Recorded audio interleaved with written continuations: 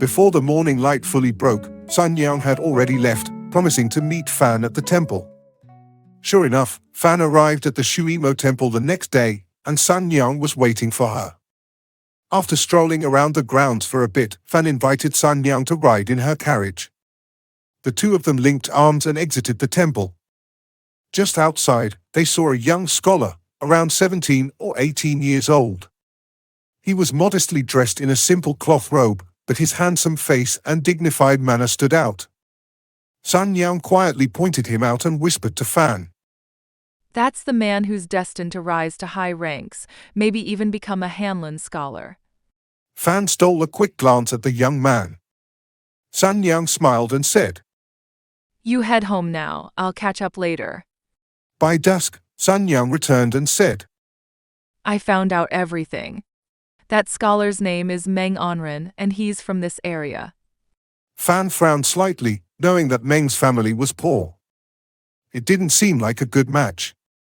Sanniang, sensing her hesitation, said, How can you be so conventional?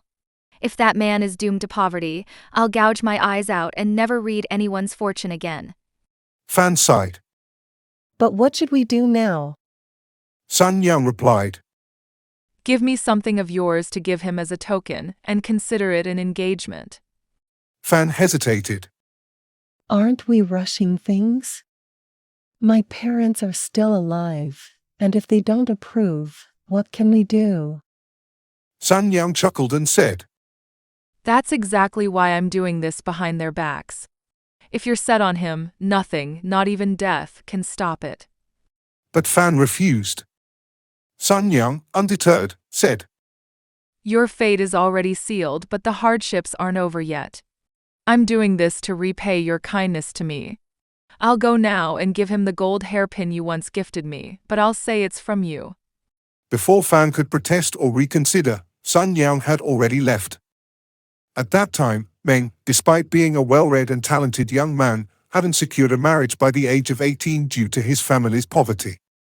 After seeing the two beautiful women at the temple, he couldn't stop thinking about them. Later that night, after the first watch, Sanniang knocked on his door. When Meng saw her by candlelight, he instantly recognized her as one of the women from the temple. Overjoyed, he asked who she was. I'm Feng Sanniang, Fan's close companion. Without asking for details, Meng, full of excitement, moved closer to embrace her. But Sanniang pushed him back gently and said, I'm not here for myself. I'm here to deliver a message. Fan wants to marry you. You should find a matchmaker and propose to her. Meng was taken aback, unable to believe what he was hearing. But Sanniang took out the gold hairpin as proof. Meng was thrilled, and swore, If Fan truly holds me in such regard, I won't marry anyone else but her, even if I remain single for life. With her mission accomplished, Sanniang left. The next morning, Meng asked a neighbor, an old woman, to be his matchmaker and approach Fan's mother on his behalf. However, Fan's mother dismissed the proposal immediately, rejecting Meng because of his poverty. She didn't even consult her daughter and sent the old woman away. When Fan found out, she was heartbroken and blamed Sanniang for the delay. But since the gold hairpin was now with Meng, she resolved that if she couldn't marry him, she wouldn't marry anyone else. A few days later, a powerful local gentleman proposed a marriage between his son and Fan. Fearing the man's influence, Fan's family sought her opinion. Fan, unwilling to marry, stayed silent and shed tears when asked why. Secretly, Fan sent word to her mother, declaring that if it wasn't Meng, she would rather die unmarried.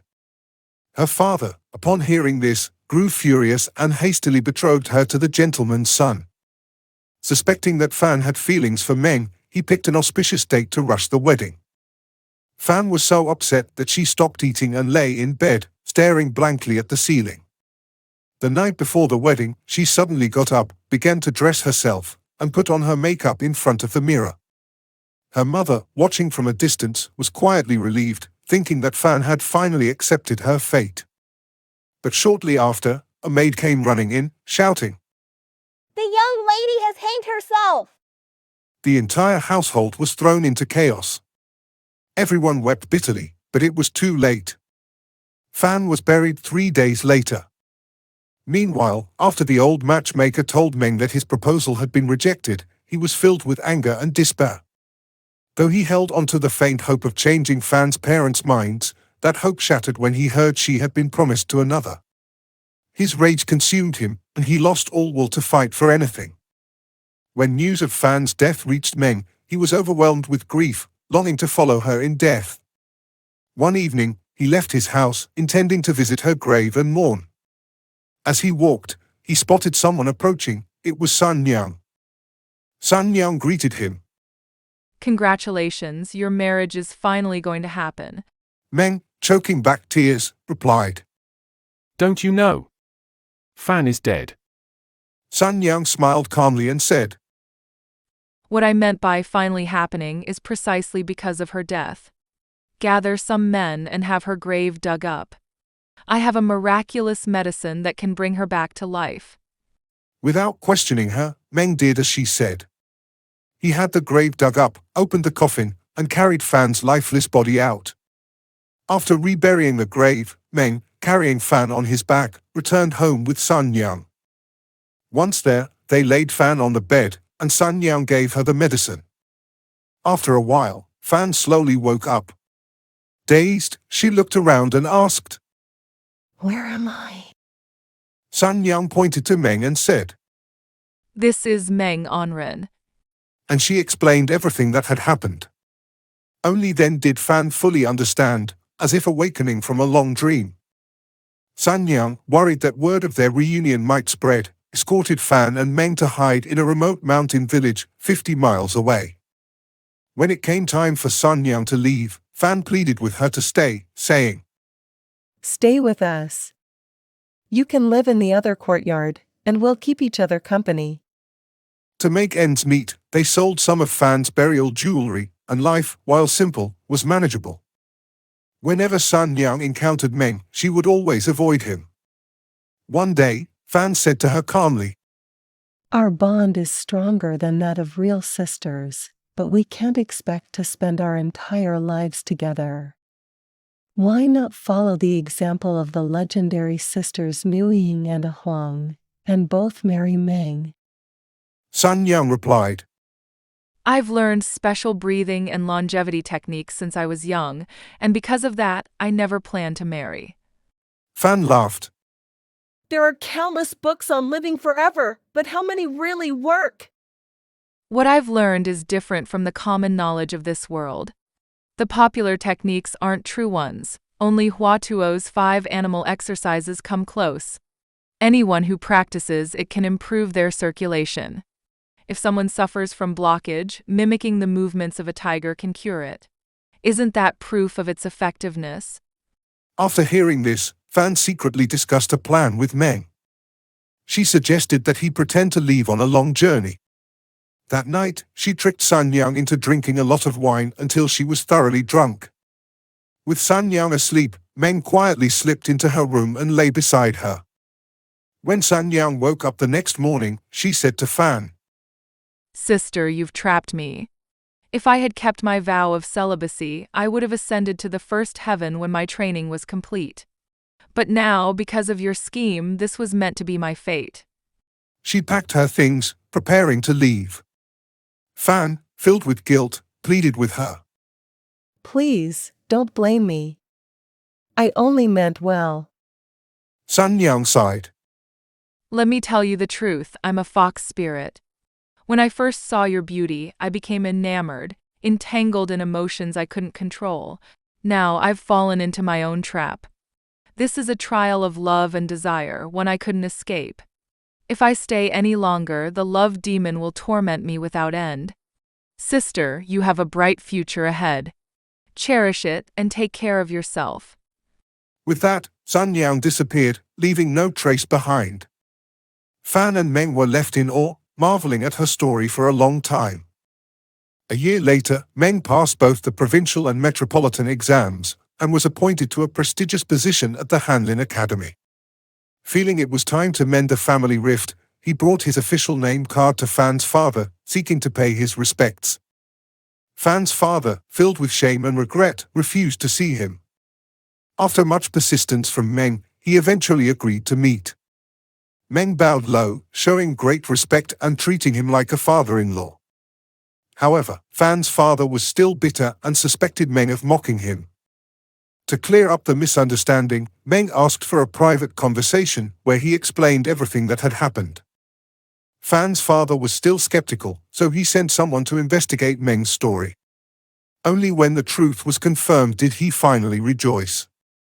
He asked Meng not to tell anyone about the ordeal, fearing potential trouble. 2 years later, the same powerful gentleman who had once tried to marry his son to Fan was caught in a bribery scandal. Both father and son were exiled to the remote frontier of Liaohai. With that, Fan was finally free to return to her family home. The story of Feng Sanniang is filled with romance, mystery, and a deep sense of tragedy. It portrays an intense, same-sex love, the struggles of marriage due to class differences, and the presence of a mystical fox spirit. In this tale, heterosexual love is considered the norm, and where there is a so-called normal, there is a so-called abnormal. In ancient Chinese literature, depictions of male homosexuality are not uncommon. However, these stories often reduce male same-sex relationships to a dynamic of manipulation and exploitation, reflecting the power disparity between the high-ranking and the subservient. Such relationships are more about power and pleasure than mutual affection. In contrast, stories depicting female same-sex love are incredibly rare. Why? Because in a patriarchal society, women were often seen as objects of male desire, dependent and fragile beings. It was inconceivable for women to have romantic inclinations that did not point towards men but towards other women. The story of Feng Sanniang showcases the plight and helplessness faced by women in same-sex love. The bond between Sanniang and Fan is deep and goes beyond mere friendship. Yet, in the societal norms of their time, female same-sex relationships were considered taboo, making it impossible to be acknowledged or accepted. Sanniang understands that, despite their profound affection, she cannot offer Fan the socially accepted marriage and family. Thus, caught between love and reality, she chooses to arrange Fan's marriage to Meng Anren. This act reflects both her concern for Fan's happiness and her concession to the societal norms of their time. In the end, Sanniang's departure symbolizes her persistence in love and, simultaneously, her submission to the social pressures that dictate the limits of her relationship. See you next time.